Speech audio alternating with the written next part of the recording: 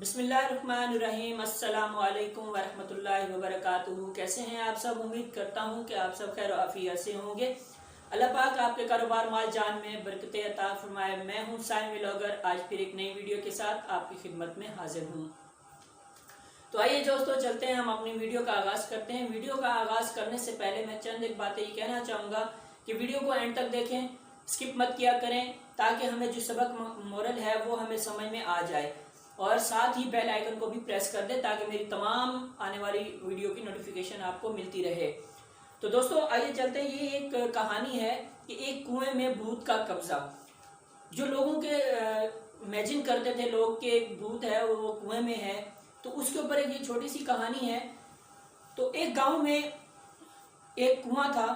लोग उस कुएं से बड़े खौफज़दा थे, क्योंकि उस कुएं में कोई भी अगर ढोल रस्सी के साथ बांधकर नीचे भेजा जाता या नीचे फेंका जाता, और जब वो रस्सी को खींचते थे तो रस्सी वापस आ जाती थी, पर ढोल वापस नहीं आता था।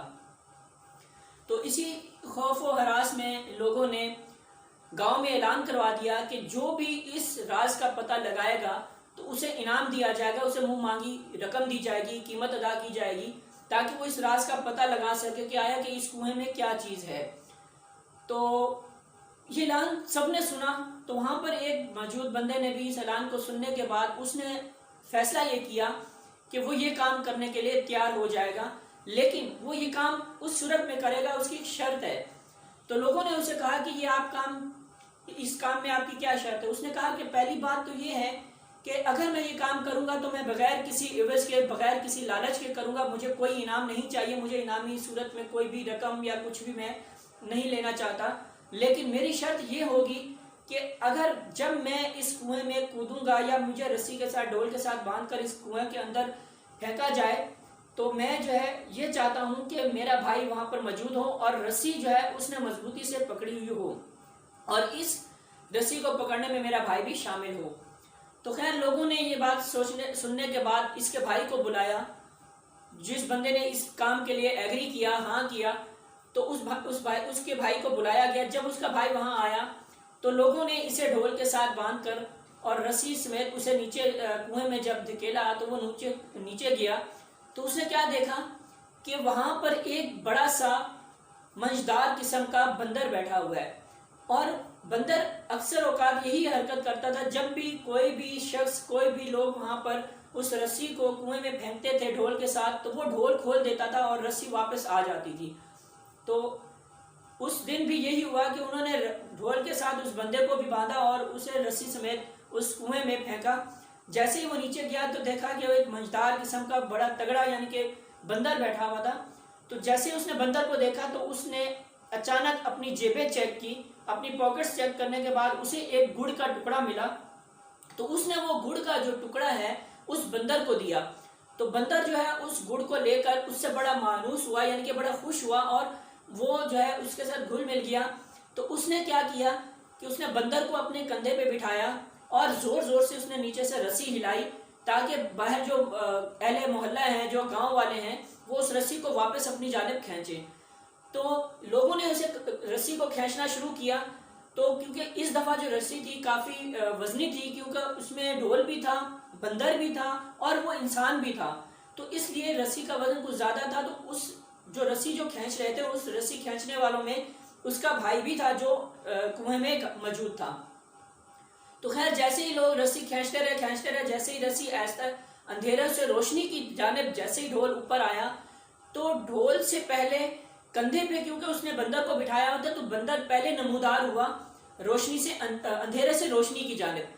तो लोग बंदर को देख के एकदम से घबरा गए और सरपट भागने लगे, और उन्होंने ये तस्वर किया, ये ख्याल किया कि ये कोई बहुत बड़ी इबरतनाक चीज़ है, बहुत खौफनाक चीज़ है, तो वो भाग गए वहाँ से। लेकिन जो उस बंदा जो कुएं के अंदर था, उसका जो भाई था, उसने रस्सी को बड़ी मजबूती से थामे रखा और वो आहिस्ता आहिस्ता रस्सी को वापस किनारे की तरफ करता रहा। तो जैसे ही ढोल, बंदर और वो बंदा जो है किनारे पे पहुंचे, तो उसका बंदा वो निकला, उसका भाई निकला वहां पर, और बंदर को उसने साइड पे किया, और वहां पे फिर उसने लोगों को दोबारा इकट्ठा किया और बुलाया, और उसने उस बंदर की कारस्तानियां जो है उस गांव वालों को बताई।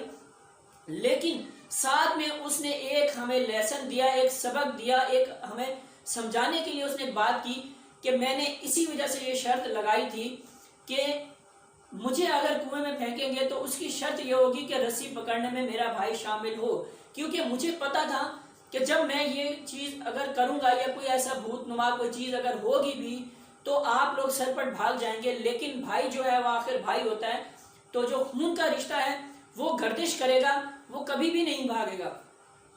تو لہٰذا وہی ہوا کہ آپ سب اس بندر کو دیکھ کے خوف زدہ ہوئے اور بھاگ گئے۔ اور اس کی کاشتانیاں یہ ہے کہ جب بھی کوئی ڈھول کو رسی کے ساتھ باندھ کر اس کنویں میں رسی پھینکتے تھے تو وہ ڈھول کھول دیا کرتا تھا اور رسی واپس آ جایا کرتی تھی۔ تو اس وجہ سے میں نے اسے گڑ کا ٹکڑا دیا اور یہ مجھ سے متاثر ہوا، متاثر ہو کر میں اسے باہر نکال لیا، تو اب جو ہے گاؤں کا خوف ہراس ختم ہو چکا ہے۔ تو دوستوں اور میرے بھائیوں، میرے عزیزوں، اس بندے نے ہمیں اس کہانی میں ایک اتنا بڑا سبق دیا ہے کہ ہم جو آج کل لوگ کہتے پھرتے ہیں کہ جو خونی رشتے ہوتے ہیں وہ ختم ہو چکے ہیں، وہ سفید ہو چکے ہیں، ڈیفینیٹلی آئی نو کہ اس دور حاضرہ میں ہم یہ دیکھتے ہیں کہ آج کل بھائی بھائی کا دشمن ہے، سب ایک دوسرے کے دشمن ہیں، سب ایک دوسرے کے لیے بڑی بری رائے رکھتے ہیں۔ لیکن اگر ہم تصویر کا دوسرا رخ دیکھتے ہیں تو ہمیں یہ پتہ چلتا ہے کہ یہی وہ رشتے ہوتے ہیں، کیونکہ اکثر لوگ بڑے بزرگ یہ کہتے ہیں کہ اپنے مارتے ہیں تو وہ اٹھا کے چھاؤں میں پھینکتے ہیں، لیکن غیر مارتا ہے وہ وہیں پہ پھینک دیتا ہے، وہ دوبارہ آپ کو چھاؤں میں نہیں رکھتا۔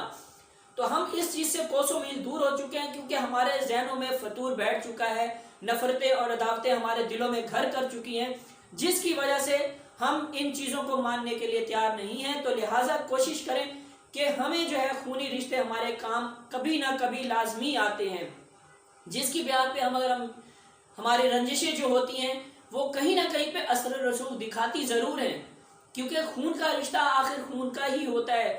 ہم لوگ کہتے ہیں خون سفید ہو چکا ہے، یہ ہو گیا ہے، وہ ہو گیا ہے، بہت ایسی ہیں، اور کیونکہ جو ہم دیکھ رہے ہیں، جو ہمیں نظر آ رہا ہے، آنے والے وقتوں میں بھی ہمیں یہ نظر آتا ہے کہ ہم بھائی بھائی کے دشمن ہو چکے ہیں، لیکن ہمیں تصویر کا ہمیشہ دوسرا رخ دیکھنا ہے کہ دشمن تو ہو گئے ہیں، لیکن کیا پتا کسی بھی موڑ پہ جا کے، آج نہیں، کل نہیں، سال نہیں، صدیوں کے بعد بھی وہ رشتہ کہیں نہ کہیں پہ آ کے آپ کے ساتھ جڑے گا لازمی۔